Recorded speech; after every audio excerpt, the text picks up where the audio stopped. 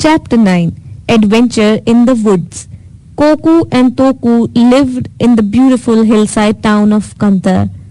On the edge of the town was thick forest where many animals lived. Every evening after school, Koku and Toku would go to play with their friends in the field near the woods. They greatly enjoyed themselves running in the green field, throwing stone into the brook and shouting back to the chirping sparrows. One evening the two friends were so busy at play that they didn't notice it was getting dark. They had run too far from the town towards the woods. All of the children had gone home. Koku and Toku were lost in the woods. The boys knew that there were wild animals in the woods. They held each other's hand and walked in terror. Toku said, "We can't hope to get home tonight. Let's climb a tree and spend the night there." Koku agreed, and soon they were sitting on the thick branch of a tree. "Let's pray to God that our elves and fairies of the woods protect us," said Koku. The boys soon dozed off. Late in the night they were awakened by the loud noises of metal clashing and banging mixed with people's voices. As they approached the source of the sound, they found it was not their parent but men carrying lantern, axes, saws and a bag of the tools. They were arguing about which tree they should cut. Koku and Toku were shocked to see this. They knew how dangerous it was to cut trees. They remembered what they had learned about deforestation and climate change from their books. "Koku, we can't allow this. We must stop them," Toku said.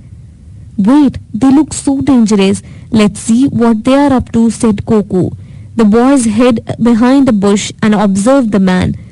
Now they had huddled together to discuss something. Koku said in a hushed voice, "Hey Toku, see, they have kept their tool beside the bush. Hey Toku, see, they have kept their tool beside the bush. Let's hide them away." "Yes, that's wonderful idea," whispered Koku. After the discussion, the men came back to get to their tool, but there was none. "Oh, where's my axe?" shouted one. "Who took the saw from here?" asked another. Ghost," said third one in a shivering voice. "Shut up, you fools, and search for the axes," shouting their leader. They found no trace of their tools and decided to come back the next day. Koku and Toku found their way home the next morning. They told their parents about the events of the previous night. The people of Kantar were alarmed and outraged to hear the events of the previous night. The people of Kantar were alarmed and outraged to hear about the wicked smugglers. It became clear to them why there had been a disastrous landslide in the valley the previous year.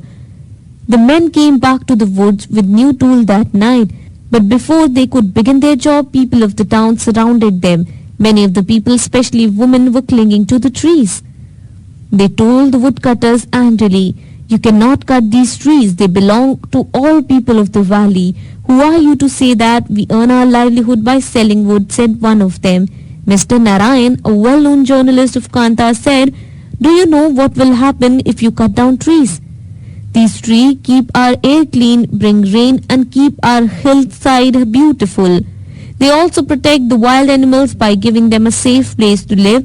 I am sure you hadn't forgot last year's deadly landslide which killed many of your relatives in the valley.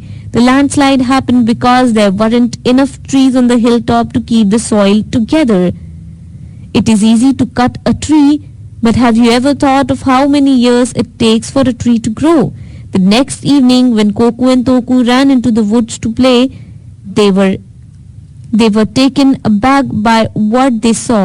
The same men were there again, but this time they were planting little saplings to grow more trees.